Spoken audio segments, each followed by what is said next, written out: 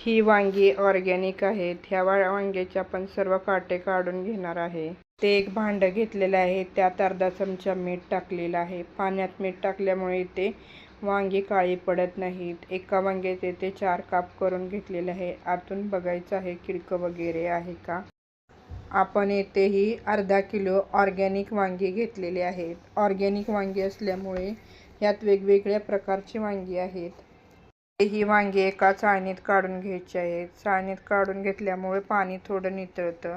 आता इथे कढईमध्ये मी थोडं तेल टाकलेलं आहे. तेलामध्ये इथे 10 मिनिटं वांगी चांगली परतून घेणार आहे आपण.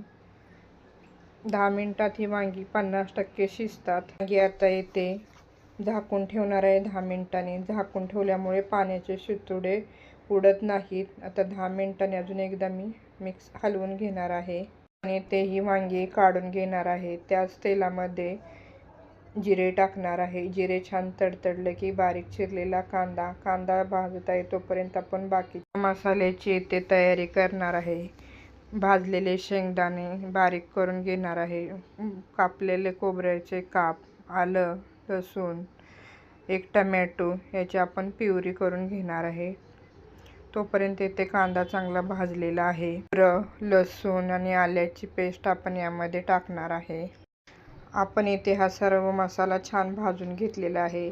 एक टमॅटो आपण बारीक करून त्याची प्युरी घेतलेली आहे. मीठ, हळद, आपल्या रोजच्या वापरातलं तिखट, कश्मीरी लाल तिखट अर्धा चमचा, शेंगदाण्याचं कूट मोठं थोडंसं, गरम मसाला हे सर्व आपण छान भाजून घेणार आहे. इथे मी 2 टेबलस्पून इतकं पाणी टाकलेलं आहे. पाणी टाकल्यामुळे मसाला इथे छान भाजतो, करपत वगैरे नाही. आता हा मसाला मी 5 मिनिटं भाजून देणार आहे.